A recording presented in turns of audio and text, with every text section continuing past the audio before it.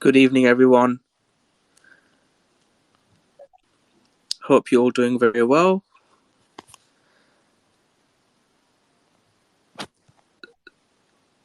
Let me just share that I'm live and we'll get started.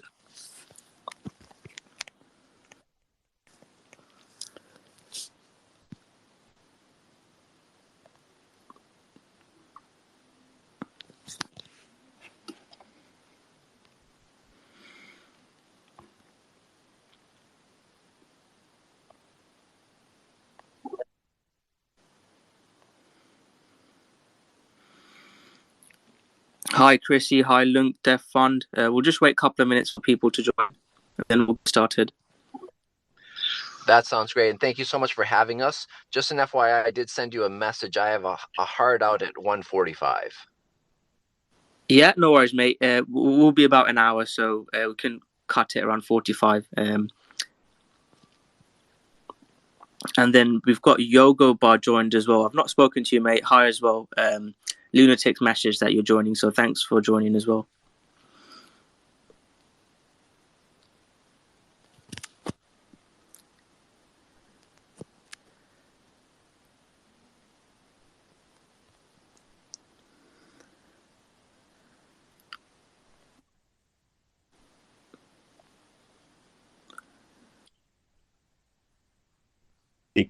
Robert contacted me some time ago and asked me to join you guys, so pleasure to be here.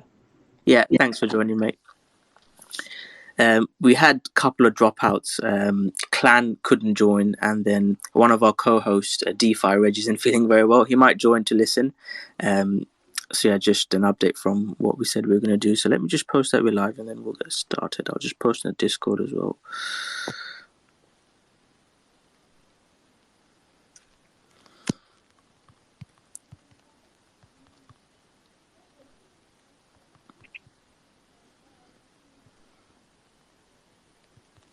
Hi, guys. Hi, mate. Hello. Hi, guys. Oh, hey, Chrissy. Finally, I heard your voice for the first time. I think you never spoke before, right? No, not officially. So nice to officially meet you. Awesome. Nice to meet you in person, or yeah. Virtually speaking. Exactly. Mm-hmm.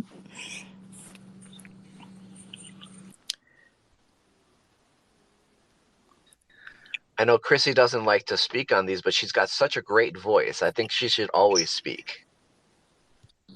Yeah, I I'm not the biggest fan of the spaces speaking, but I'm getting the hang of it. I was very shy, I'd say, like a couple of weeks ago when we started all of this. So I'm sort of slowly getting the hang of it and not being so shy. Cool. We'll get started then. So the plan is we'll spend half an hour asking questions, ask you guys about your story, what you guys do. If there's questions from the audience, we'll take some questions. And then the next sort of last 15 minutes, half an hour, we can learn a bit about what's going on with TerraRebels, update on LunaClassic, and yeah, just have a chat around LunaClassic. So we'll see how it goes. We'll start off with LuncDev or Chrissy. Who wants to start with sort of a bit of your background? I can go over all of that. Just what specifically do you want to know? The story? So when you got how you got involved with crypto, how you got involved with LunaClassic, and then start of the story for LuncDevFund. Okay, cool. So basically, my name is Brian. I'm actually an actor in Los Angeles. I do a lot of voiceover work. I've worked on like The Umbrella Academy, Punisher, like dozens, if not hundreds, of different episodes and shows. And I got into crypto probably about a year and a half ago in the middle of the pandemic. It was just kind of just boredom. I was working at a studio out of my house and didn't have a lot else to do. So I just kind of like looked into a few things. Got into Lunc after the crash. Chrissy is actually the one that suggested I check it out and look into it. And I know like whenever she says that I should look into something, I need to look into it because she is very great at research and she is just the type of person that I just automatically listen to. Chrissy, you should, sorry to interrupt, Chrissy, you should tell us what's the next coin to buy. I'll get back to y'all. Next thing, I'll report back. It's okay. Sorry to interrupt, LuncDev. Carry on, mate. No problem. And so basically, probably about maybe 2 to 3 months ago, we were talking with our other partner, Dr. Gibson. I don't think she's here right now, but we were just talking about, all the sacrifices that people like Ed and Zaradar and just like the TerraRebels team have been making. And it's like, they were, especially, when I hear Ed's story and Zaradar's story, it's like it was so selfless of them to just kind of jump in to just try to help people that had been hit so hard by the crash. And I've always been very much like a humanitarian type of person. I work with a lot of charities and such. And I really, that kind of really spoke to me. And, Chrissy and I were just like, well, this is a way that we could also help. We're both very busy in our careers. And we're like, well, if we start a validator, we could really like utilize whatever's commission is made from that to, help the chain. And so that's kind of like how it got started. Like I said, we were just very inspired by the different people who had stepped up when no one else was stepping up. And I think it's great that they're continuing on that journey, and we have such huge support for them and love for them for what they've done. Not just Zaradar and Ed, but so many people out there that we'll probably never even meet. And so that's kind of how LDF got started. And so we're just like, well, what's the best way we can help people through the validator? So what we agreed to do is basically we are utilizing 50%. Right now we have 0 commissions. We know everyone got really hit by the whole FTX thing. So we're like, well, look, let's make it so that people are able to make more money over the holidays. Because obviously a lot of people lost a lot of money over the last couple of weeks. So let's knock our commission down to 0. So we're currently at 0. But when we are doing a commission, it's 5%. And what we're doing is we're taking half of that and putting it into developers and DApps for the chain. The other half is going into a restaking contract. Basically, we're restaking it. And those funds are going to help charities like the Breast Cancer Research Center, which is one of the charities we're supporting. And there's 2 other charities we're going to be announcing probably in the next month or 2. And so we're really just trying to put it back into the community. We're both fortunate enough where, we can take care of all the costs of the validator for an infinite amount of time. And so we're going to do what we can to help, basically get the chain back to where it needs to be. And we both believe, 1,000% that, Lunc could be, the #1 crypto in the world. It's like it has the passionate group behind it. We just need those DApps to come back and just that, utility. Utility is #1 in our opinions, if I can speak for Chrissy, about like how to get this to where we know it can be. And I really believe it can be much higher than $1, but it's all a matter of getting that utility going. So that's kind of like where we came from and how we got started. And if I missed anything, definitely let me know. Cool. Yeah, that sounds good. I'm sure myself and Lunatic can ask you a bit more question about the commissions and how you're running the validator. But no, that's a really good intro. Chrissy, do you want to do a little intro for yourself? Well, I feel like Brian hit it on the head in terms of, what we're doing and why we're doing it. I just kind of fell into Lunc during the crash as well. And wasn't really, I didn't have any backstory on the coin. I just, at the time, it was like everyone's just like buy, it's so low. And so I started actually sitting in spaces with, funny enough, Luquan, who's on this space right now, and I started to listen and learn, and then just started reading and researching as much as I possibly could. And I it almost became like an obsession for me, because I was like, wow, like I can't believe what's happening, and now how many people are stepping up. Like it just became like this every day. I need to learn more. I need to be a part of this. I need to understand where the potential is and how we can help. And so that's how I linked up with Brian. I was like, we need to do something here. Like, what can we do? And I never really honestly thought that being a validator is something that I could even sort of do for myself, to be quite honest. Like, I work for a major movie studio here in Los Angeles, and I have a very full-time career. But in speaking to Brian and our other partner, it just became something that we were like, you know what, it's more than a hobby. It's more than just like this fleeting idea. It's something that we're really long-term here to help and to see the success of the project and the fund. And to Brian's point, like, if we can just get some major development and the developers funded, the dApps on chain, like, I just see this being like a super success story, not only from our point of view, but from the chain as a whole. I think the redemption story here is yet to be seen and heard, and I'm just really excited to be a part of it. So that's my story.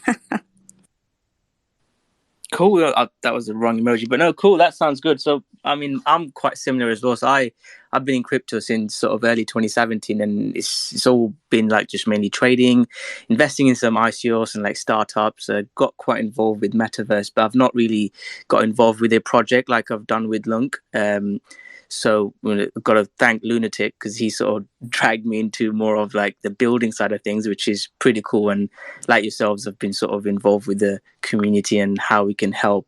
Sort of my help has been more like influencing and getting people involved, getting communities together. Because one of the issues we're seeing with LunaClassic is lots of proposals, a bit of division, and some bickering as well. I suppose you get that when there's such a decentralized community, and Lunc definitely is a completely decentralized community, because we all sort of came from the crash and tried to get a community together to potentially build something. And what LunaClassic's already done, I'm sure you guys know, especially Ed, Zarada, Vegas, and LuncDevFund, and a lot of the other guys, getting the chain running, the governance going, staking going, that's already a big achievement. And now is the big step of building something valuable and dragging customers, or building something of value, which every cryptocurrency is trying to do. So that's a really good intro. Lunatic69, do you want to add something, mate?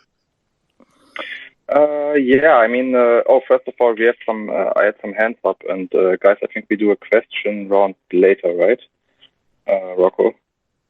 Yeah, I mean, we can take some questions as we go on, but yeah, I think it'd be best to have half an hour ourselves, and then we can take questions later on if there's any.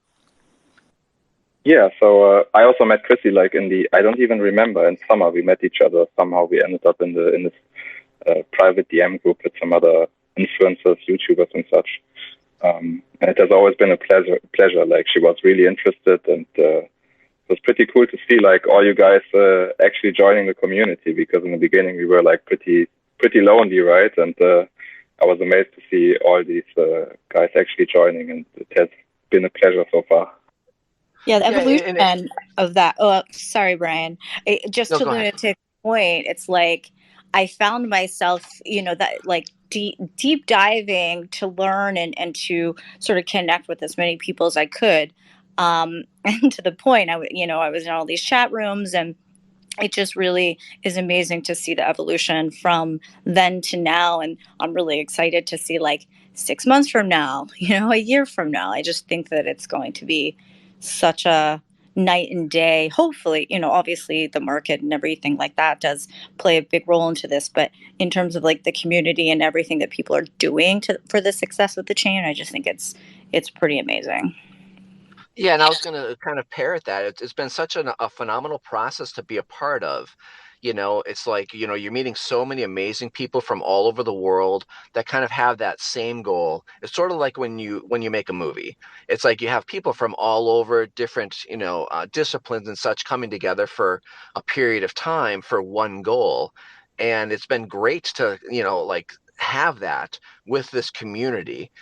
And obviously, there's ups and downs with anything, but it's been just a fascinating thing to be a part of, and a fascinating thing to kind of see firsthand how things are evolving, and how people are, stepping up, when they don't have to.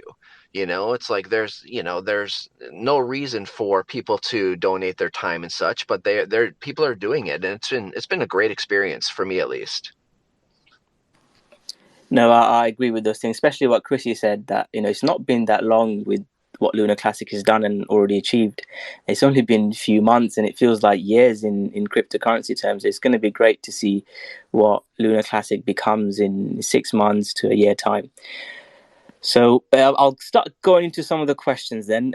So people that are new to sort of Validator, running validators, do you want to just share your thoughts on how you found it? Sounds like you guys had to learn. It was a big learning experience of starting up a validator.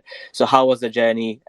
What are some of the costs involved for people that are listening, just in a basic, a beginner friendly way? Absolutely. Hold on one second. Pardon me.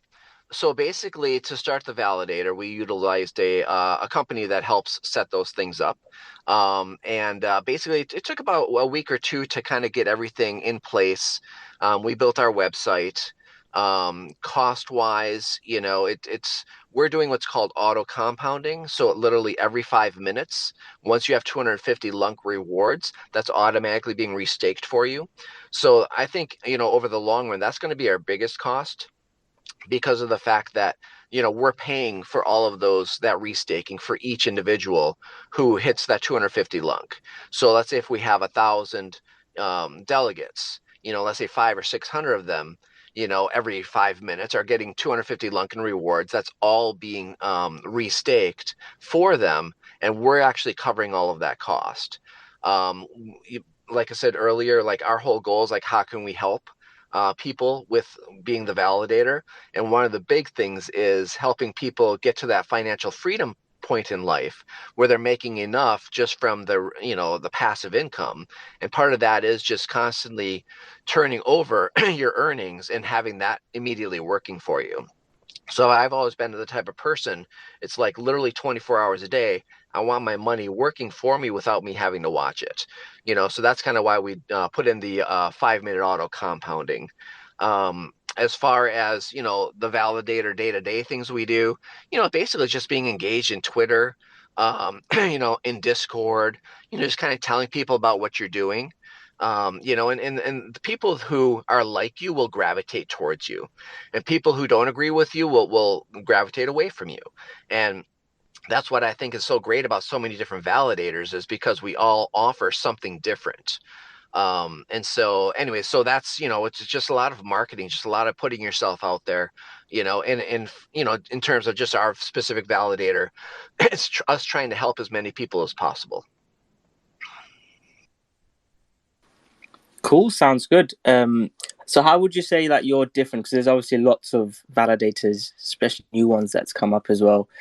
How would you say you sort of differentiate from them? I think one of the biggest differentiations is the auto compounding every 5 minutes. Some do it once a day, some do it twice a day. There's only ourselves and one other validator who is doing it every 5 minutes. And we actually had just yesterday, one of our delegates put up a really great video and explaining how the process was for him working with our auto compounding and stuff. And then he kind of put up a tutorial on how to do it, and it was amazing. And so, one of his things was the auto compounding is great because you basically set it and forget it. And so that's one of the big things. And then, we're doing a lot of things that a lot of the great validators out there are doing, like Lunc Live, Unity. We're all trying to give back to the community, and so I think you can't go wrong with a lot of the validators that are out there. But the biggest thing that I think sets us apart is the auto compounding, is the charity work that we're doing with the Breast Cancer Research Foundation. And then just, personality wise, I mean, Chrissy and I always say that we're Switzerland, so we pretty much get along with everyone. And, not everyone's going to agree with, decisions we make, and that's just life. But for the most part, we're very easygoing, and we're very, we try to accommodate when we can. So I think that's kind of what sets us apart. Cool, that sounds good. What's the APY? So if someone wants to, stake with you, with the validator, what's the returns? I actually haven't looked at it for a couple weeks. I think it was around It looks do you know like a 24% or 27%, somewhere between 24 and 27%, I think, I want to say. Yes. But with the auto compounding, that actually increases, I think, 4 or 5%. Because of the fact that you're just rolling over you're constantly rolling over your rewards. So, and that's why the auto compounding is so important in my opinion. Yeah, I just checked it on the website. It's like, I think it's 18.7, but that's only for the LunaClassic part. And then you have like this USDC and stable stuff. So it's a little bit more. And it's without compounding, right? That's correct. Compounding increases your APR. So LunaClassic, how does that compare? I've not looked that much into different validators. How does that compare with like other validators' returns? I think they're pretty much the same for everyone. It's like, I think it depends on like I'm not too deep into the tech. Maybe Yogabba knows more about it, but I think it depends on how many blocks you sign. Like you can miss some, right? Sometimes they miss a few, and but if everything goes well, they are pretty much the same, I believe. It's basically rewards for all validators are the same. It only depends on the commission they have set, right? So if, for example, validator have 5% commission, that means you're gonna get 5% of your rewards less. That's gonna go to validator. But if it's in general, there is no any like significant difference between different validators, as long as you are staked with one of the active validators from the 130 validator set, and basically your rewards stay the same. Awesome, sounds good. Thanks, Yogabba. And LuncDev, did you mention that it's commission free now for you, and then in the future there might be some changes? That's correct. Currently, we are at 0% commission, and we'll definitely be there through the holidays and into next year. And we'll just kind of see, like I said, our goal is to get to the point where the Lunc blockchain is healthy. And then at that point, then we will talk, internally about raising that up. But at this point, definitely through the holidays and most likely the beginning of next year, we'll be at 0%. Cool, that sounds good. And you mentioned that you're setting aside 50% of the commissions to pay devs. What's the plans on that? Have you made some progress? Because one of the biggest things we are seeing with LunaClassic, I know there's a few others, maybe small ones, but the main builders and developers are with TerraRebels. So having decentralized or more developers from different teams will only help LunaClassic. So how are you planning to fund devs and how that's going? That's a great question. With taking 0% commission, we're not able to fund any at this point. But once we do increase that commission, we are in touch with people, like TerraRebels and other parties who have development teams, and those teams have already been vetted and such. And so we'll actually be plugging into essentially systems that are already in place. And the same thing with DApps. Any DApps that we put funds into, those parties have already been vetted. And like I said, there's certain validators that we are, in connection with and working with that, are also putting in their funds that they make from commissions to DApps and developers. So we're working with like those groups as well. Awesome. Yeah, that sounds good. Lunatic69, have you got any questions, mate? We've got a couple more. And then if there's any audience member, if you guys got any questions, do shout up now. I think I have one. Like, you have experience now with setting up validators and such, and for everybody who's interested in setting up one, where would you go if you want to get like support, or is there like any specific place? What would you recommend to everybody who's like looking into this? There are there are companies like Allnodes and also AutoStake who will help you set up your validator. And so I would recommend that route as opposed to you writing everything on your own, because I think that when you go with a company like that has already done it, hundreds if not thousands of times on different chains, you will have less likely of hitting hiccups, which every business will hit. But if you utilize somebody who's already has a proven record, I think that's the best route to go. And so you can actually reach out to them at their various websites and get your validator going like that way. Awesome. And you have like Jackmont. Jackmont is like also a really cool guy. Like I've been in contact with him for a long time, and he has been very supportive of us and likes to answer questions. So what you guys actually do is co-hosting, right? So that's what you recommend for new guys, and not setting it up by yourself, basically setting up servers and such. That's correct. That's correct. I mean, like I said, we both have very busy schedules, so we wouldn't have the time to do that. And so basically, we just farmed that part of it out. And so our main thing is promoting it. And then on our website, we actually have the wallets that we're utilizing so people can track when we do get commissions that we are actually following through and doing what we're saying we're doing in terms of, utilizing those commissions towards those different the DApps and developers and such. So I would definitely say, if you already have a busy career, definitely if you want to do it, but utilize a third party to help you set it up. Yeah, I think that's pretty fair. Oh, sorry, Yogabba wanted to say something as well, I think. Yeah, it's basic like if someone wants, on our website, there is a quite complex guide how to set up validator node. It's, I'm speaking, sorry. It's written by one of our NetOps team guys.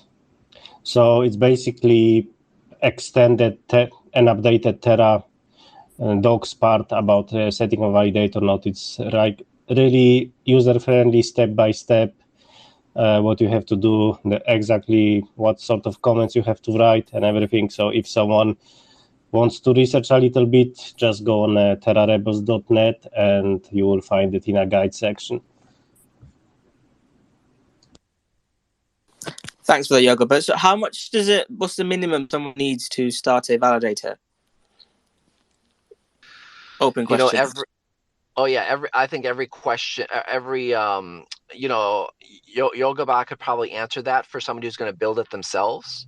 I do know that, if you go through like all nodes, they have specific levels that you can do. The higher you go, it could be, becomes like several $1,000s per month. But Yogabba can probably answer better in terms of what the cost would be if you actually want to build it on your own. Like from the technical point of view, you basically need around 32 gigabytes of RAM, 1 terabyte fast SSD drive, and quite decent processor, let's say some decent sort of i5. But the biggest problem is like if you set validator on only one node, any sort of problems with the network, problems with the electricity or something, you are suddenly you will be offline, right? That's why most of professional validators decide to run multiple nodes, what guarantees them 100% uptime. So, like, if you wanted to build it yourself, you probably would have to invest quite much money on it, and also then operation costs. So building validator node from scratch, if it comes to hardware, is probably not going to be profitable in a quite long period of time. But that's why you have companies like All Nodes. I think that there are multiple, but I don't remember names now. And they are specialized in different sort of servers and hosting providers. That's why for them running like this, it's much cheaper. That's why they can rent it for $480 a month. But for a user who just want to build a validator, that's a quite significant cost. Yeah, I think it's like. I just wanted to say it's like pretty much like running traditional like servers and such, right? You just don't want to have a bottleneck in network. You don't want to have a bottleneck in like a single point of failure. Like you don't want the system to die and then all your delegators get mad at you. It's like pretty big responsibility to run this, right? It's basically you are running a server node, so that's how you can think about it. Yeah, that definitely makes sense. So LuncDev, what's sort of the plan for you guys for the future of how sort of you guys can help Lunc or LunaClassic community? Is there something you'd want to say to a member that wants thinking about staking with you guys? As far as, what we want to do, like I said, our goal is to just basically help get the Lunc chain to the point where it's healthy, to a point where it's running again. And, and so we're going to support that in any way we can. A potential delegate doesn't have to worry about us ever, getting jailed or anything like that. Because we do have all the safeties in place for that not to happen. We're not going to run out of money to run the validator, which sometimes is an issue with validators. And so and just know, we're in my opinion, Chrissy and I, we're just good people trying to help, and we're going to continue on that track. And hopefully more good people are attracted to us and come validate with us. And, we think it's going to be a really fun ride. And, once we do start on the commission, raise our commissions and such, we're hopefully going to have contests, with, delegates can win things. We are trying to talk with Ledger right now about getting our delegates a free ledger to utilize, because we're very big on security and protecting yourselves from, nefarious actors. And so if we can get even a big discount on ledgers for our delegates, we're going to do that. We're both fortunate, and we have pretty good connections, in the world with various companies and people and such like that. So we're going to be doing things like that in the future. But right now, it's our main focus is to help get the chain to the point where, it's growing and it's no longer coupled to TFL. They've been very generous in keeping everything going. But I do think that, our goal hopefully is to, decouple from TFL and basically stand on our own 2 feet. And I think that, like I said, if once we get to that point, Lunc is going to be, the token everybody wants. And I think that right now, it's like you got to be accumulating at least a little bit, because a little bit is going to be a lot in a few years. Yeah, not financial advice, but yeah, get some during the dip or the bear market. No, that sounds good. Actually, you made a good point about the ledger connection, because lots of people still sort of hold coins on exchanges, and I, being FTX International or FTX US as well, been hurt by FTX going down. That's some money there. From a trading point of view, I hold most of holdings outside wallets and cold storage, but I still had some money on FTX and got messed up. So that is something that what you guys are doing is really good. Just promoting people, taking Lunc or your cryptocurrencies off exchanges. Only have what you need for trading or futures trading or DeFi strategies, but having most of them off exchanges is quite important. Not your keys, not your coins. You hear it a lot, but people still leaving money on exchanges, and I wouldn't recommend leaving more than 25-50% of your net worth of crypto or in general in exchanges. So that's quite good. So have you guys got are you guys building a community as well, like Discord, Telegram groups that you want to shout out? We have a website, LuncDevFund.com. So we are basically, if you go there, we have an education area. We have an area where you can find out how to auto stake. We also put up a page recently on how to buy Lunc, because people have come to us like, well, how do I actually buy this and get it to, say the TerraStation wallet? So we put up a step-by-step process for that. Because again, like a big thing for us also is just the education, because the more educated you are, the more secure you will be. At this point, we don't have plans for, like a Discord or, anything like that, just because it feels like there's so many out there. And I think that people will, people get burned out, and it's like information overload. So, I think the TerraRebels Discord right now is great. There's so many people on that are engaging and such. And there's multiple telegrams out there already.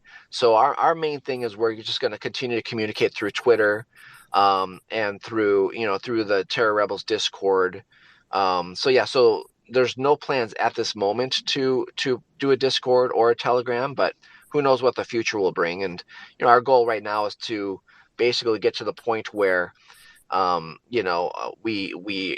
like I said, the chain is ready to go. So that's the focus right now. Yeah, there are so many Discords, and I mean, I had to like sort of stop myself from using Discord on because you could just spend hours like talking to people. So like time management and not being in too many groups is, yeah, you have to manage that.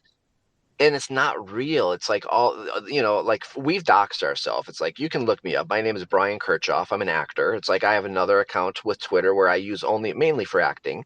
It's like, but there's so many people who you just don't know who they are. You don't know what their motivation is, and it's like you can see, patterns with people. So like, okay, well, this person, like, they're really not here for that holistic type of motivation. It's like, so it's good to step away from those Discords and those Telegrams for a couple days, but like, again, you never know who you're actually talking to, unfortunately. But we've been fortunate, Chrissy and I, to meet a lot of the people, in person or on the phone. And so, we've been able to kind of put together, a little group of people who we know we can trust. So what did you say your last name is? I'll definitely check you out after. It's Kirchhoff, Kirchhoff. Okay, cool. No, I mean, that's another positive approach. When you see people doxed, this is just instantly a bit of trust. I mean, I'm not doxed myself. Maybe I will in the future. But yeah, it's really good that you guys are. So people that want to delegate with yourself and Chrissy, being doxed, it just builds a bit more trust and, a bit more connection of real faith to the people that you speak or, tweet with. Absolutely. And it holds us accountable for what we say. It's like you see people flip-flop what they say, and like, you don't know who the person is. But it's like in this case, it's like, yeah, when we say something, like, we're going to follow through with it because we're putting our name on the line and our reputation on the line. We're going to make mistakes. We're only human. But, hopefully, over time, you'll see that like our heart is in the right place and we're trying to do the right thing. Yeah, and I fall in line with that. We're just here to do, what's absolutely right for not only, ourselves, but for the community. You have to have a high value and moral compass and, walk the walk and talk the talk. So that's kind of our our work motto, if you will, for LuncDevFund for sure. That sounds good. And also, I mean, again, Yogabba might be able to explain it better, but having more validators and, people validating with smaller validators and having more decentralized is definitely better for the network. So, I'm not saying financial advice or go, stake coins with Chrissy and LuncDev, but, do check them out. And if you want to decide, having more validators, having, more people in different validators definitely help the chain. So do check them out. Do you want to add anything to that, Yogabba or Lunatic? I can add a little bit about the decentralization if it comes to validators. Yeah, the security of it, yes. Yeah, like basically, right now we have active set of 130 validators, and I think first 6 validators together, they can overrule any sort of voting we have right now. So basically, you just need 6 validators to make a decision for the whole chain. So that's definitely not good, right? And also, like, spreading your staking delegations with different validators, that means they will actually have profit from providing the utility to the chain, which is basically running the chain, because that's what validators do. So if people don't really spread their delegations at some point, well, validator is a business as well, right? You can run it for specific amount of time as a charity, but at some point, if it don't brings any money, or at least it's not break even, what's the point, right? So that's also a big thing to consider if you are spreading delegations. And like, yeah, it's mostly if it comes to voting, right? If we have 130 validators, each one of them have around let's say that would be, if it was spread evenly, like 0.8 voting percent, then you have the real democracy. Right now, we just have basically, few validators can decide the direction we are going, what is not very healthy for the chain. And if I could just also add in there, it's like, we don't know those 6 validators, like who are they, and maybe I'm just ignorant, maybe they've, they are doxed, but we know obviously one is all nodes, but like who's behind All Nodes and who's Interstellar and those companies, and like there's 6 of them who basically like we don't know like what their values are. And so, definitely, yeah. I mean, I 1000% like validate to multiple validators, try to go with, smaller validators who and, as the power of those smaller validators increases, that will decentralize it away from those top 6. And just an FYI, if we ever reach the top 5 or 6, we'll put up a proposal to knock down to 10% for the voting total. Because we agree that, it shouldn't be 20%. We think that that's just too high. Sorry, what was that, the 20% one? Well, right now, a validator can have up to 20% of the vote, like, in their validator. Yes. And so, we don't agree with that. We think that it should be, at least 10% only. And so if we were ever to get to those higher numbers, we would definitely put up a proposal to try to knock it down to 10% or even 5%, depending on what the community wants. Yeah, thanks, LuncDev and Yogabba, because I'm not a coder or a developer, but being in cryptocurrency for this long, you know the importance of security and decentralization for someone with a lot of money, 6-7 figures, and if they want to get into Lunc and seeing just 6 people, or there's a lot of cryptocurrencies are decentralized still, so bringing on validators like LuncDev, and if you are another validator, if you want to reach out to us, reach out to Lunatic, myself, DeFi Reg, another co-host, and we'll bring you guys on. It's quite important for the future security and decentralization of LuncFund to spread across and help out these not smaller, I'm not saying you guys are small, but newer and up and coming validators. I like to call ourselves the new kids on the block. the new rowdy kids, but no, that's good. I've got 2 final questions for you guys. One's probably an important one, and few people have asked it.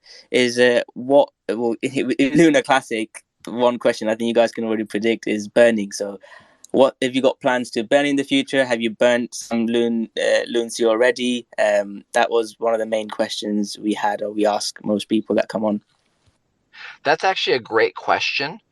And I think like we come from the position that we believe utility will burn more than just burning, and so that's why we're putting, going to be putting funds into DApps and development, because that utility is the most important thing. There are other projects out there that they've burned billions, but the price stays the same, but it's the utility that will drive not only the volume, but also like the burning, because it's giving people something to actually utilize, but if you're burning just to burn, like we don't believe that actually does a lot. It's a great marketing ploy.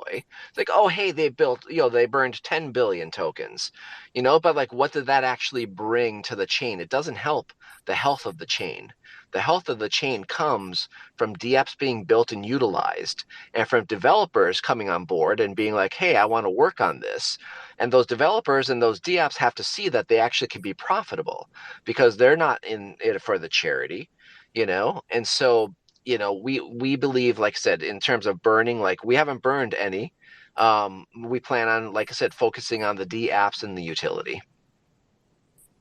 Actually, would like well, that. I'm gonna chime in here. We did float around an idea, because we do have an NFT project that we might bring to the table and maybe do a burn that way. That was one thing that we did talk about. It hasn't come to fruition yet. We have the artwork, strangely enough, in the project, but we just sort of have to kind of flush it out a little bit more. So I think in terms of burning, that would probably be the only time and place that I think we would use that to burn. And also, one thing I want to point out too is like if you're at a 5% commission, you need at least 2.5 billion tokens staked with you, delegated with you, in order to actually be breaking even. And so that's one thing you have to realize also about smaller validators is like, we have to have so many delegated with us in order to not be taking a loss and cover basically costs. And obviously it's different for every validator. But there's kind of a high bar in terms of the number that you have to have delegated with you in order to basically make anything. And that's in large part because of the current price. Obviously, when the price goes up, that's going to change, and it's going to be much less in terms of what you need delegated to you to be able to cover your costs.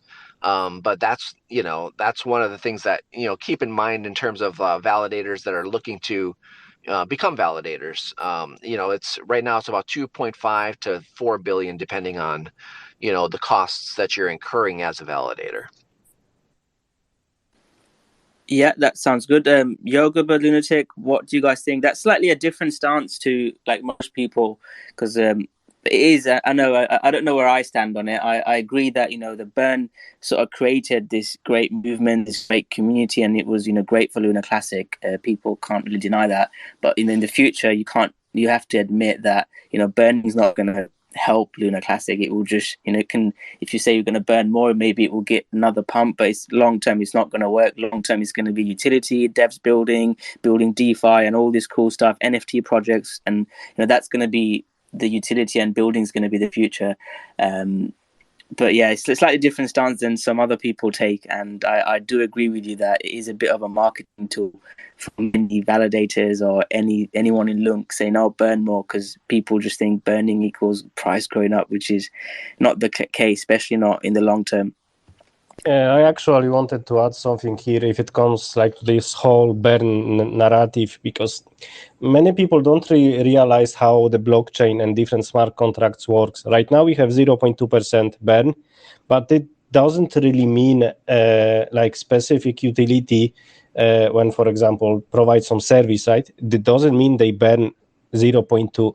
Like many smart contracts does multiple transactions to do, like provide specific utility.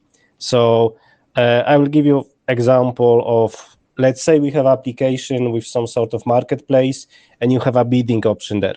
Every time you're gonna bid on an item, you're gonna pay the burn tax. So if you would like to, there is some item you want to buy and there suddenly bid war starts, every single time you bid, you're gonna pay the burn tax. So that's why many utilities actually don't really feel like coming to the chain, because the way they work, it's just not gonna be profitable for them. They will have to charge so high transaction fees that they're not gonna be attractive anymore on the market. So that's why people need to understand. Right now we have I think there is another proposal to raise the tax back to 1.2%. That can kill many applications we have already on chain. Like if they can live with 0.2, doesn't really mean they will still be able to survive on chain with 1.2 tax. So we have to be really careful implementing any tax changes.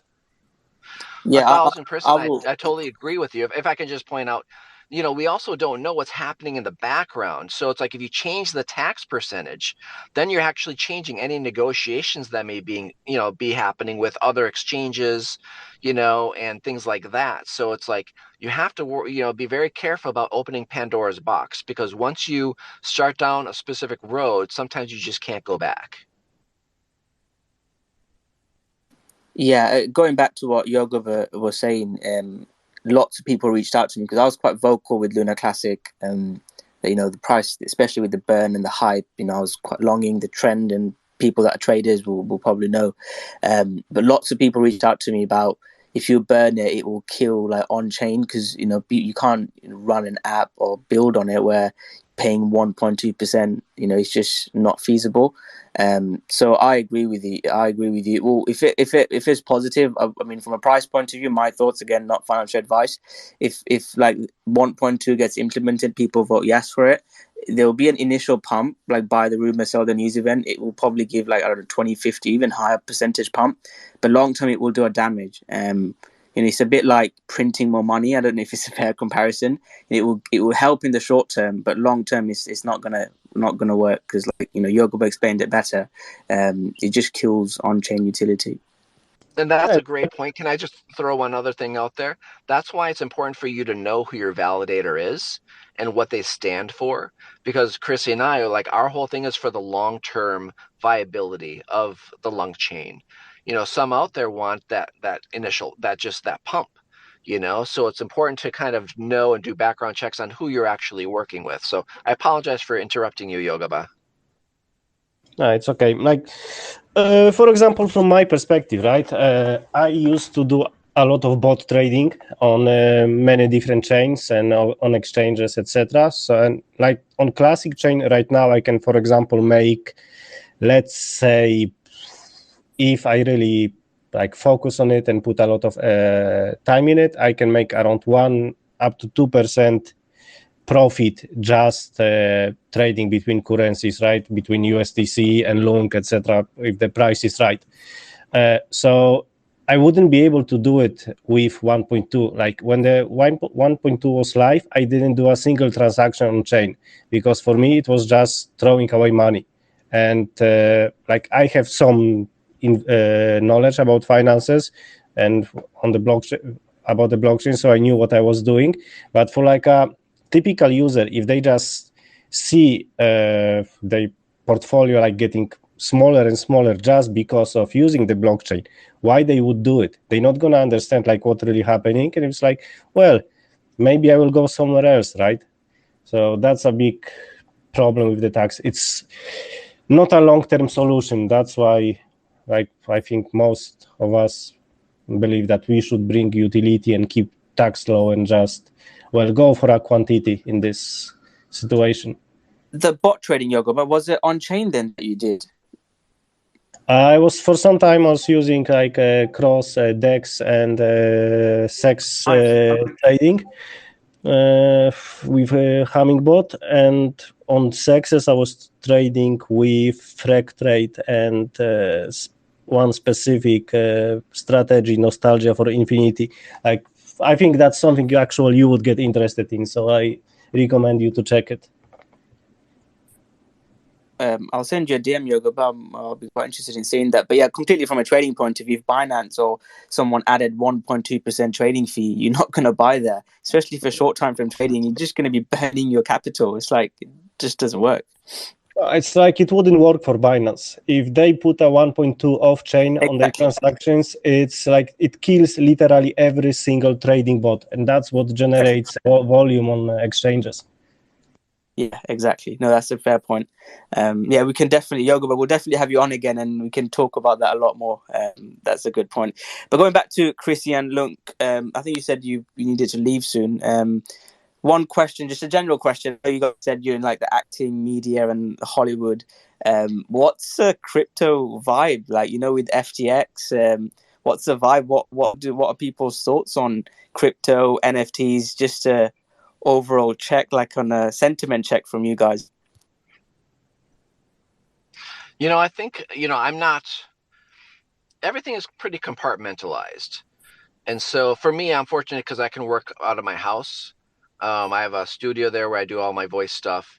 So I'm not actually going a lot to the studios because they just call into me like through the computer and such.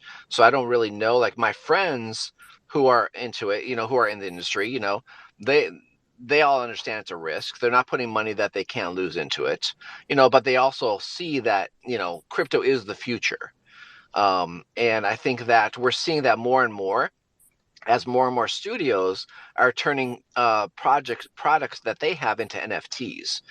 And so, and that all is in the crypto realm. So, there's going to be a gradual shift. It's usually slow with Hollywood, but once they see the money that can be made, from having limited edition movies of like, say, Beauty and the Beast, and like you could own this clip or whatever, like I think that that's going to accelerate it.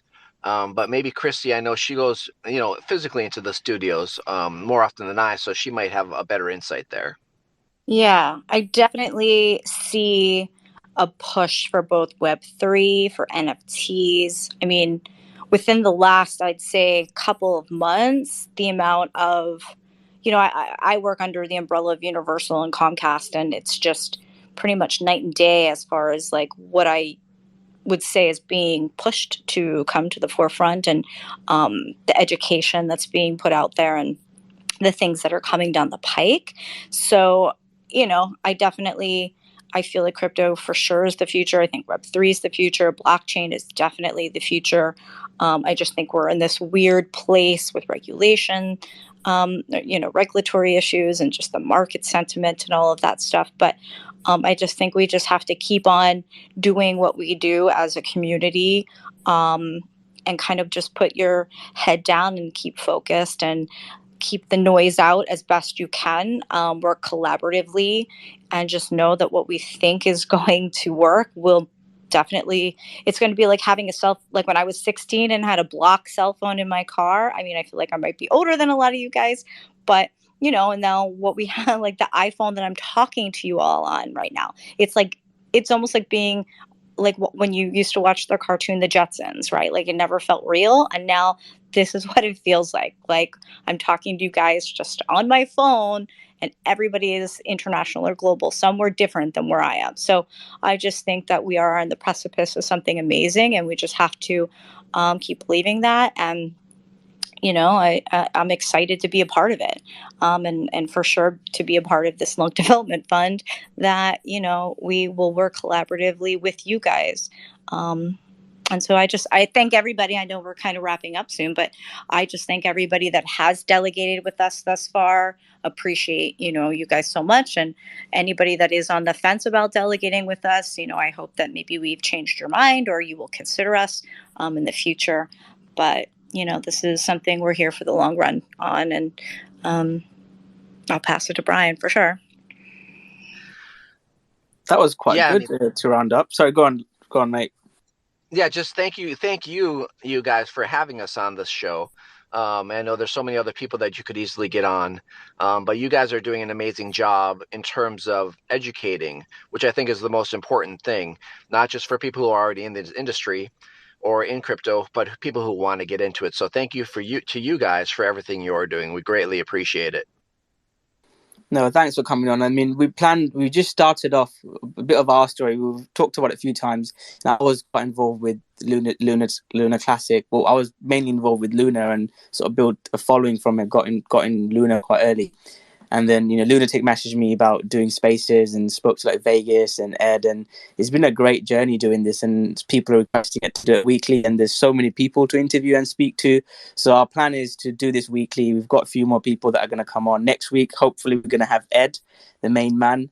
So that's going to be pretty cool. And then, a lot of different projects, NFT projects, Ventiswap, and also have someone from TerraRebels. So we've got Yogabba today. Clan was here last week. And just get an update from what's happening in LunaClassic, because it's quite difficult sometimes with drama on Twitter and different Discord groups. So it's just like one weekly hour-long and roughly session. I think it's pretty good too, just to round up on what's happening in the LunaClassic world. Any final questions from Lunatic or Yogabba for LuncDev or Chrissy?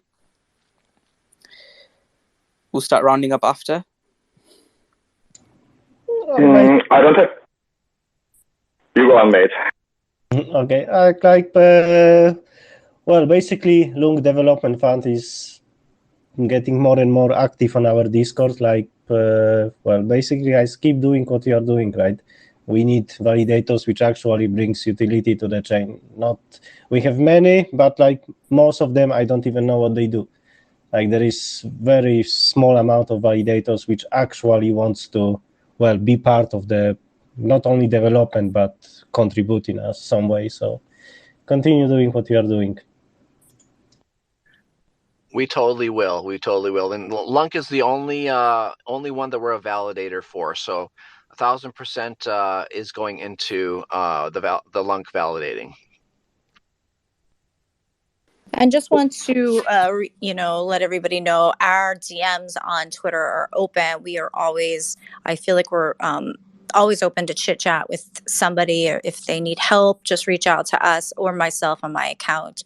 We just want to be as transparent, open, and available as we possibly can to help people, because I know that's really important as you get yourself set up or delegated or auto compounding, all that stuff. So we're here whenever you guys need us. I also want to add something. What I want to say is I want to give a shout out to Rocko actually, because you guys don't know to how many people I've actually talked, and like he was immediately up for helping. He was immediately like, hey, we can do this, and was actually helpful. And there was a couple other people like this, but I've talked to so many people, and everybody was like, yeah, we take this much for a tweet, pay us money. And it's awesome to see guys like Chrissy, like LuncDev, and like Rocko to actually care about this stuff. And this has been an awesome experience for me as well. And hey, if you guys set up any sort of like mega space, please let us know. We'd love to be a part of it. Yeah, we are planning one, like Diamond, Classy. I think they're even like bigger. So we're talking to a few more people, and yeah, we'll post it on Twitter, and I think that would be really helpful for the community, arranging something quite big. So that's in the plans, and yeah, we'll let you guys know. But no, thank you again for coming out. People that delegate and don't know who people are, they could listen to this spaces. I could maybe post it somewhere else as well if you guys are cool with it, and they could reach out to you if they have any questions. And it's always good to know who you're delegating your money to. So thank you guys for coming, and final words to you guys, and then I'll ask Yogabba a couple of questions. Thank you so much for having us. Awesome. Thank you, LuncDev and Chrissy. Appreciate you guys. Cool. So Yogabba, I don't know if Lunatic messaged you last week. Did Yogabba just leave? Oh, Yogabba still. No, he's still there. I think LuncDev just left. Yeah. So last week we just asked a final question to Clan to give an update on. I think you're part of the TerraRebels, or obviously definitely part of Lunc. Just thoughts on what's been going on this week. Just talk for a couple of minutes. Share what people might be interested in about LunaClassic. Any key updates that you want to share?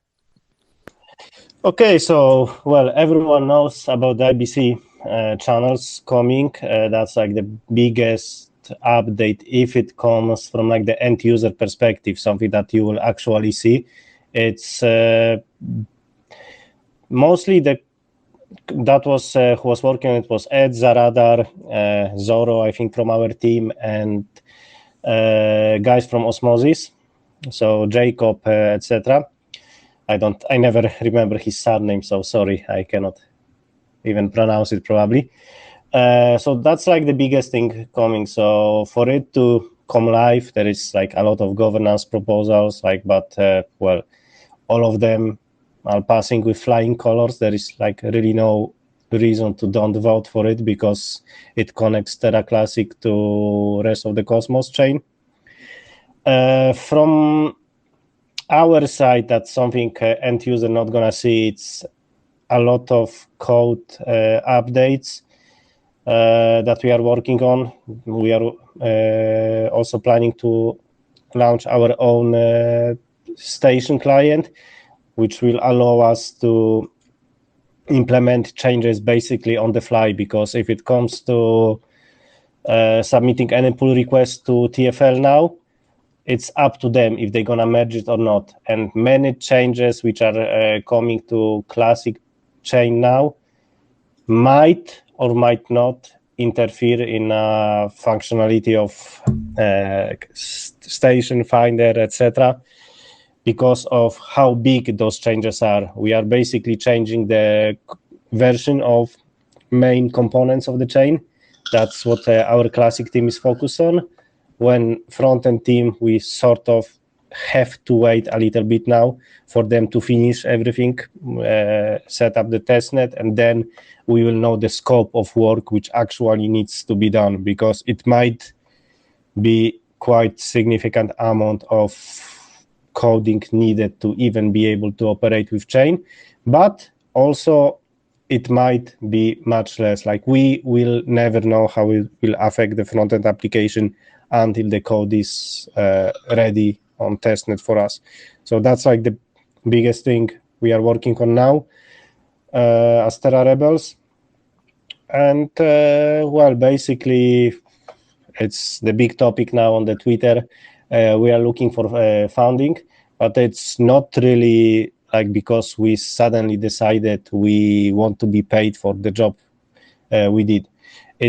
We reach point with our development that we cannot anymore do it as a voluntary work because it simply takes so much time. Like for me, for example, I mostly work as a freelancer now. I just take some projects and work on them. If I want to work on TerraClassic, that cuts from my time I would use for basically making money. So like for example, Ed, Zaradar, that's people who have a full-time jobs for a quite big companies. Ed is a professor at university, so that's probably minimum 8 hours of work a day. Then they have their responsibilities, and then they still work on Classic chain. So like original idea behind TerraRebels was to bring governance back and revitalize that chain. We are already past this part. Right now, we are focused on building and making chain better. So that's, I think, that's the update on TerraRebels, what's happening now. Two questions. One is, have you got a date for IBC? I'm sure lots of people are asking for that. From what I know, like I'm not personally directly involved in IBC because that's like the cross teams cooperation which happen with the team outside of TerraRebels. I will be focused on it mostly when everything is ready for front-end clients. So from what I know, right now the plan is 5th of December, but it doesn't really mean you will be able to do IBC transactions at 5th of December. That's just going to be updates necessary for it. And then it needs to go, I think, a little bit further into development to be able to start using IBC. But that might change, I think. And don't quote me on it because I'm not 100% sure what's the ATA for it. I'm going to tweet now, breaking news, IBC live December 5th. No, I'm joking. No, thanks for the update, mate.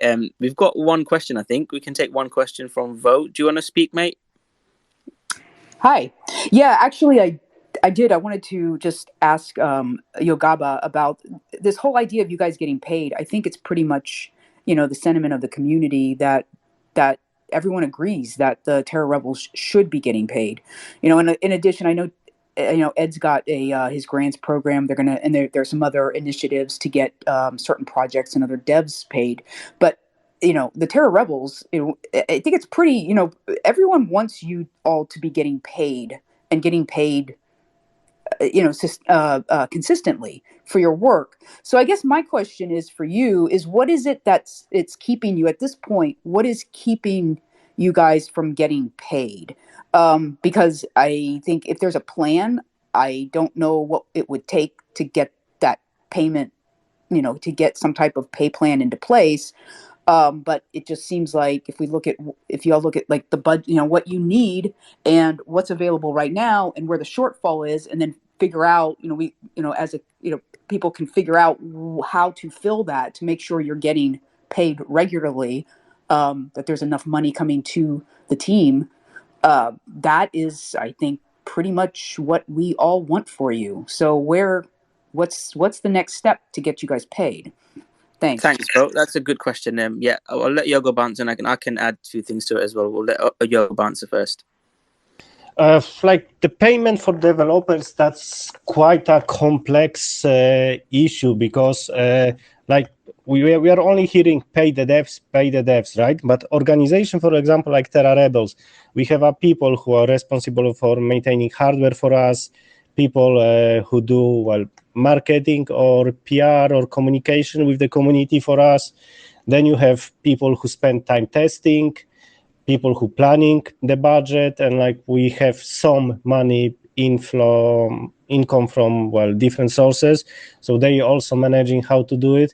So we are basically a company which don't have legal entity if you look at from outside what TerraRebels is. So I don't really think the biggest issue is that we have to find money for TerraRebels. We need to find a way for this chain, like TerraClassic chain, to have a constant inflow of funds to actually support development, because every blockchain have some sort of system which allows like companies to develop it. It's if, for example, well, let's take TFL here as an example. They were making money on Luna, so they had money for development. Right now, TerraClassic have community pool, which is it's simply not enough. Right now, after 6 months, we have there 1.3 billion Lunc. That's well.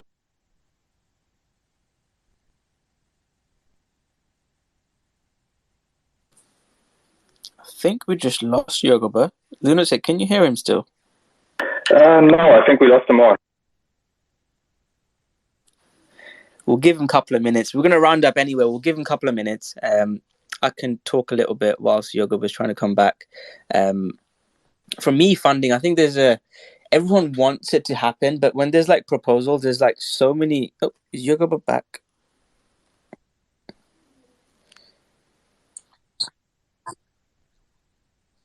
Okay, no worries.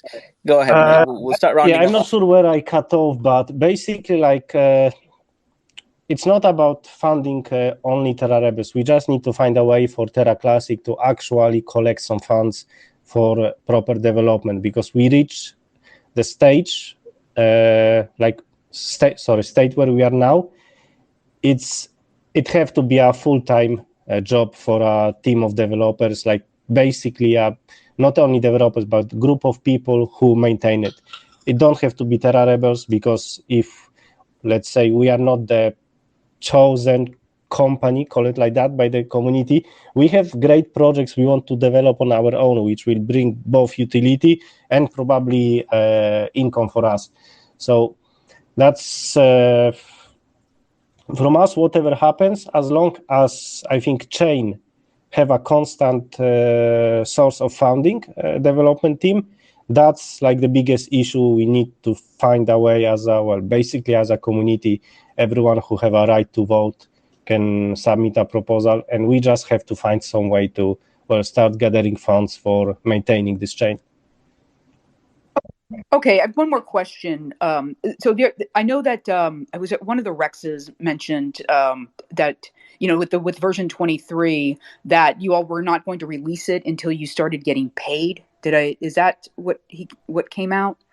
But again, it's just a matter of I know there's a lot of talk about it. It's just can't we just understanding that yes, you all need to be paid in order to do to commit the time. Everyone needs to get paid for their work. And what you're doing is a huge value. So I know we will all benefit from it, and anyone who's holding the coins. But what you're doing is a huge benefit to the Lunc chain. So how do we get you? Is there a way you guys can just can you put it out there and just put some numbers down so that everyone knows what needs, what we need? I understand you've got these different people who have these different contributors doing different things, but there's got to be a way to be able to account for their time, and then and pay accordingly. Like some type of timekeeping system, and then there's I know right now you guys have your validator. How much? And I don't need to get into this. I'm not asking you to answer this question, but you do have delegators. I know that I personally will. You are my top validator, and I do that because I'm trying to do whatever I can to contribute to you. But so I don't think that you all have really marketed your validator. I think if you did, you might have more delegators, and maybe is that a source of is that a way that by saying okay, we need X amount of delegators that are X amount of Lunc delegated to us to be able to get a certain the certain number that's going to be sustainable revenue for us to pay each our people. It's just a matter of figuring out like what are the revenue sources. I also know that you have your donation, the donation you have on your website as far as allowing people to do a monthly or a one-time fiat donation to the TerraRebels. So with these different, and I know that probably you're not getting a lot of, I'm sure you're getting some revenue. You could be getting a lot more revenue, but I think maybe is there a way to organize it so I don't think people might not know about some of these things. So if we can maximize what you can get with these different, the resources that you are putting into place to get funding, and then come in with a plan as far as, what a budget, like a budget as to what you all need, so that there is something tangible that people can work with and can get to the goal of you all being paid regularly. Thanks. Yeah, thanks, Bo. That's okay. So let's start with the validator. Right now, we are running it at loss, but it's also we're running it because we want to be a validator, want to provide a validator node to the chain. Like if validator have around, let's say 19-20% voting power, the income with the current Luna price, it's around $20,000, maybe $22,000 a month from like validator with a fully stacked voting power. So that's from a perspective of a big team as us, it definitely helps, but it's not much. If it comes to budget and how much our work will cost, we are working on it internally. Each team is basically making a plan of the tasks we need to finish for version 23 release. Like my team, I submitted like estimation, but my estimation have a quite huge margin of error because of the testnet that we need fully operational to actually decide exactly how many hours we're gonna spend on it, because there is a possibility we will have to rewrite quite core mechanism in system, and that's something we didn't do yet before. So it's also hard for us to estimate the amount of hours. It might take 50 hours, it might take 150. So that's why we have to wait tiny bit more before we release it to community.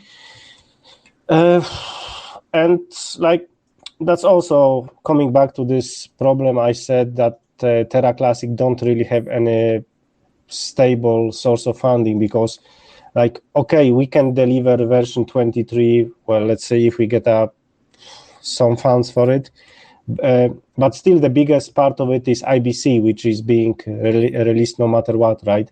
Everything else what is a part of V23 is basically a backend, something like normal user not even gonna see a difference with. So, also, like, I don't think many people realize for us to take it as a full-time job, it cannot be something that we have a stability for 1 month ahead. Like people like Zaradar, for example, he even mentioned that he would love to make LunaClassic his main like focus, but like for a person like this, you have to offer him probably at least a year stability, right, to even consider changing job. And that's why if TerraClassic had some system to gather money for funding, we could always hire teams from the outside. We could talk maybe with Osmosis, maybe they want to do some task. We already cooperated with them. So that's, networking can make wonders, right? They could probably do it. Well, they would be willing to do it. So we are basically working on some sort of plan we could present to community, but we don't want to like just throw random numbers. We want it to be actual budget that is needed for the work. So that's going to take some time. No, thanks for that. That's a really good answer. I think lots of people have that question. We'll take, Spoon was here last time. We'll take 2 more questions. You've got about 10 minutes left, guys. So Spoon, do you want to quickly answer your question? Thank you, WSB. Hey, Yogabba. Again, thanks you and the TerraRebel doing your work and helping this blockchain. My question to you is just me understanding TerraRebel, and it's just from me, not from the community. Is there a certain hierarchy within the group as far as like a chain of command, or is it more so just a bunch of guys, programmers, sort of like trying to coordinate who's doing what within the organization? If so, that'd be great if you could explain that. The second question is there any interest of TerraRebels wanting to be the entity to represent the blockchain in an official capacity? Because if that's the case, that would be awesome. Those are my two questions. So basically, if it comes to structure in TerraRebels, around, I think, 2 months ago, I don't remember exactly, but about this time, we changed our governance structure, like inside TerraRebels. We decided that every team, and we have, I think, 7 or 8 teams right now, have a one vote if it comes to our internal governance, and each team have a representative. Like I'm, for example, representative for a front-end team. So if there is, we put some proposal up for voting. We vote first inside the team, and then team rep is taking this vote like our main governance structure, and that's the way we decide. We don't really have any like CEOs or how you want to call it. We don't have real leaders. We decided on a democratic system, and it works well for us. And the other question was about if we want to be like the main team behind the TerraClassic. I can say from like the perspective of, I think most of people in TerraRebels, if we got this offer, like if community come like make a proposal or whatever however they want to decide about it, and say like, okay guys, like you are the ones maintaining it, and we, for example, provide that and that amount of money from community pool or whatever source we find, and it can offer people in TerraRebels stable income, I'm pretty sure we would like to take it. Well, we would agree to take it, and many of us would do it because we find it interesting, and that's something we would like to work with. But that's really not up to us. We cannot appoint ourselves and say like, oh yeah, well, now we are ruling the chain. That's not how we want to do it. Yogabba, I appreciate you answering that. Just a quick follow-up. I think for the best interest for this blockchain, in my opinion, because you guys are already deep down into the coding, and it would suck to bring in a whole new team just to relearn the codes of the blockchain. And I know you're getting support from the TFL, but it is all our best interest that, you know, if you guys are interested, for me, I think it makes sense for you guys to take the helm for this blockchain in an official capacity, because it would show structure for the organization and a proper official representation for any communication. It makes it streamlined, and then we'll all be in perfect alignment. And I think that's very, I think it's detrimental to this operation that happens. So that's what I needed to know. And I think from this point, I believe that a bunch of validators can talk about it and discuss with the rest of their team. Thank you very much for the time. Thanks, Spoon. I mean, I'll just quickly add before Yogabba speaks. I mean, that's a big question. It would function better, I suppose, if TerraRebels take the lead a bit, but then the decentralized question comes on, and if we just completely decentralized, you just keep having proposals and just wasting time, and we're losing probably smart people and get annoyed. So that's the $1 million question. What's the balance of like someone taking the lead and still having decentralization? It's like from like how I see it, it doesn't really mean like if you have a main team, the chain is not decentralized anymore, because you still have a governance system which can overrule any decision, right? But if there is a team which decides to take the job, then they are sort of, that's like a two sides contract. For example, community decide like we want this and this implemented. Okay, well, we are the guys who are doing that. We can say like, okay, but this and this and this is gonna take 4 months, for example. We're gonna assign this and this team, and like basically, well, that's how it would work. But it's really like, I understand the decentralization point of view, and I personally would love if there was many different development teams working on this chain and pushing it forward. But history showed that, well, there are some small groups trying to do something, but no one really provided yet. So And I understand why, because, well, there is not really money in a TerraClassic in a short period of time.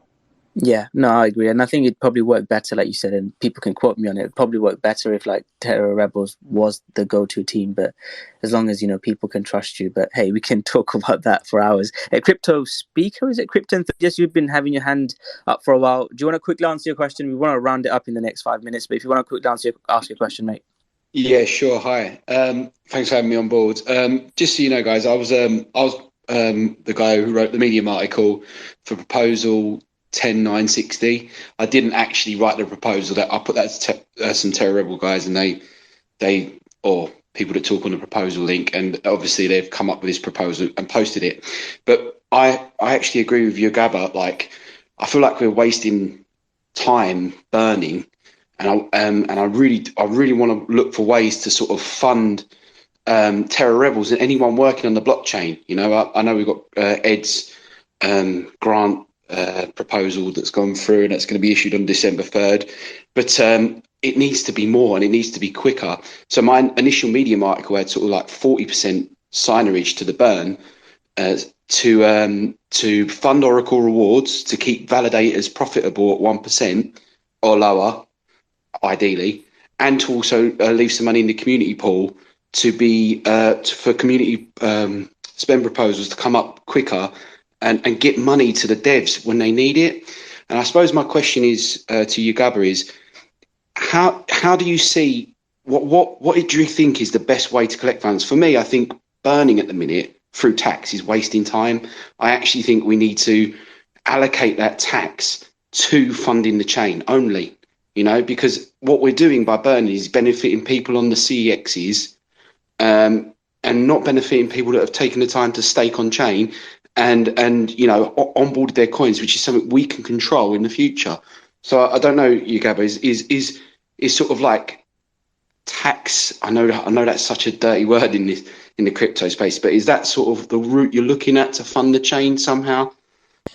That's also like one of those questions I could probably go for an hour and answer it, but I will try to make it fast.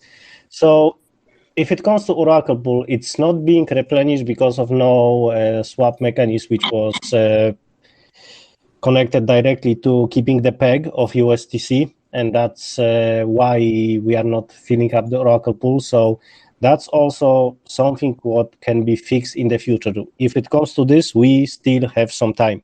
So that's like, we as a developers and as a TerraRebels, we know that's we are here on borrowed time if it comes to like whole TerraClassic, but that's also something, it needs to be fixed. And if we gonna continue on working on chain, that's definitely something we will at least try. We will try to find a way, because we don't have an answer for it yet.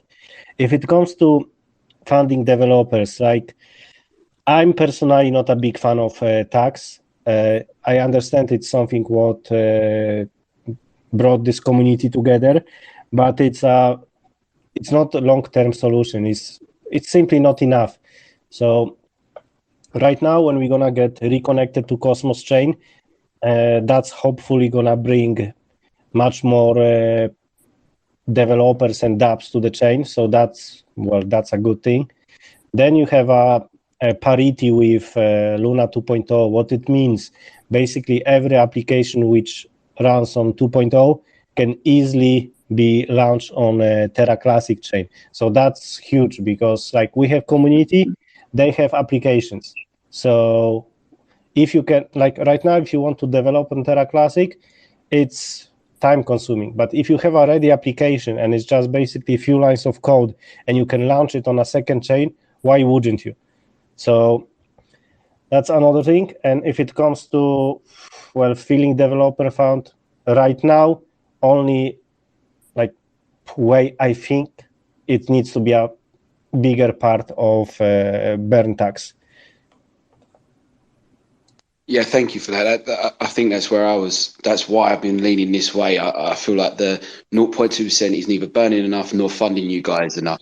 And that's why I'm trying to think of a way to help you guys out. Yeah, crypto enthusiasts, I think we've I think most people agree with what you just said. 0.2 is not really doing much.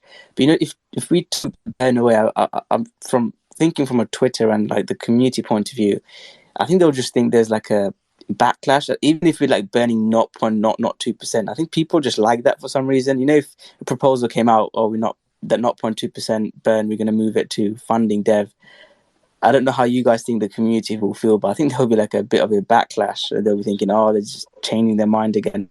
But I probably think that's, we need to find a way to fund these devs. Tobias, Ed, Zarada, they need to get paid, and dev needs to get paid.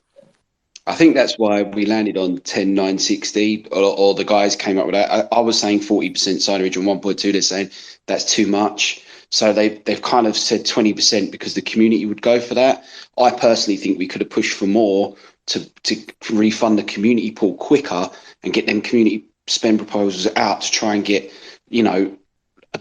sort of, it was sort of like 80 million a week. I was 80 million a day if we got 20 billion volume into the community pool, which we could then get over to the devs as quickly as possible. And that was the reason for my proposal. I don't actually care about 1.2% burning. I'm not interested in that because we're not going to see a burn down the supply for years. What I'm interested in is how can we get funding to these devs. I don't know how. I don't know the solution, and that's why people adopted 1.2% before.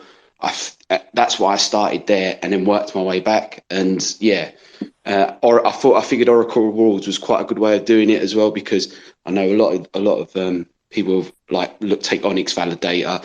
He's using 100% commission to actually fund towards trying to repeg his TC. Anyway, that's my 2 pence. Thanks for hearing me out, guys.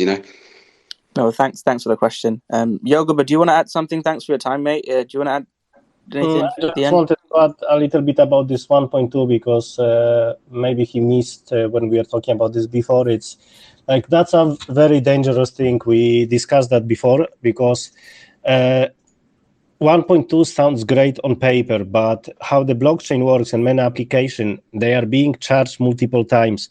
So I made an example of a, let's say, market app where you have a bidding option. Each bid, if you want to put on item, gonna charge you 1.2% because that's how it works.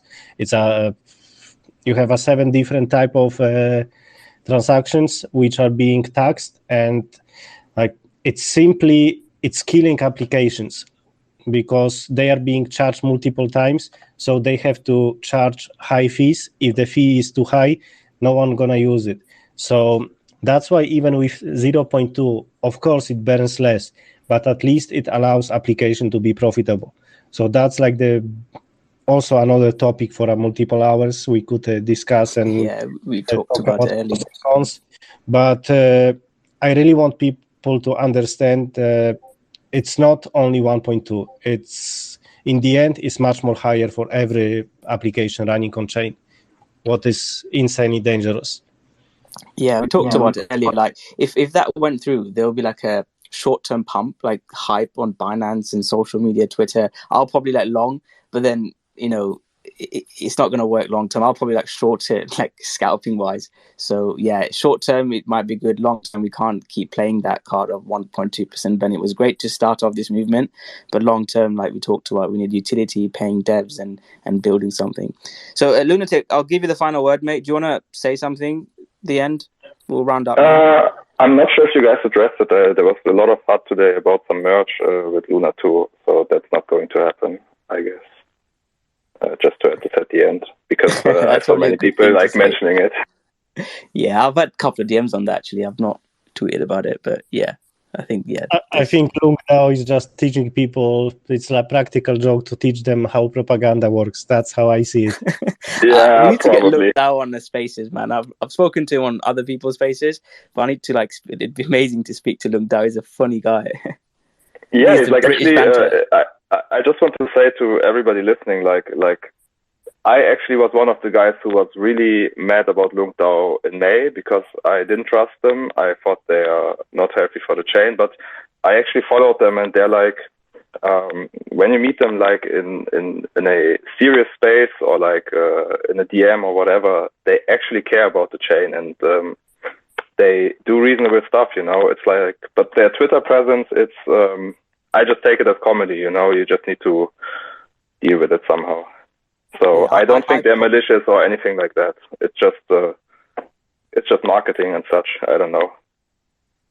I probably thought similar. I think when I first heard from Ed about him, and then yes, listening to him in spaces, he's a lot smarter than most people give. He's probably smarter than me, especially like on the blockchain and development stuff. He knows a lot, LuncDAO, and yeah, I think I'll message him. It'd be good to speak to him on one of these spaces. Well, thank you everyone for joining. Special thanks to Chrissy, LuncDev, Yogabba, and people that asked the questions. We're going to be live again next week. We've got Ed coming. Is that confirmed, Lunatic?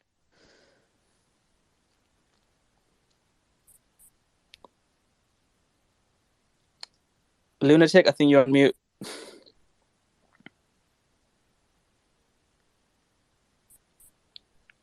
I think he's speechless. I think we've lost Lunatic. But yeah, we're planning to have Ed on next week. And then, yeah, maybe we'll have to take a week off. But we'll try and make it a regular weekly thing or a couple of times a month. Just give an update. We'll have someone special, a guest from TerraRebels. And thank you, Yogabba. I'll send you a DM about trading bots. I think that I found that quite interesting. We can talk for hours on that. And yeah, well, thank you, everyone. Lunatic's just come back. We'll let Lunatic end it and then we'll round up. Lunatic, have I brought you in? I've lost him again, I think. Anyways, I think I'll end it without him. Well, thank you, all the speakers. Thank you, Yogabba. We'll catch you guys next Sunday, same time. And hopefully we'll have Ed on. Good night, guys. Thank you for having us. See ya. Good night. Toodaloo.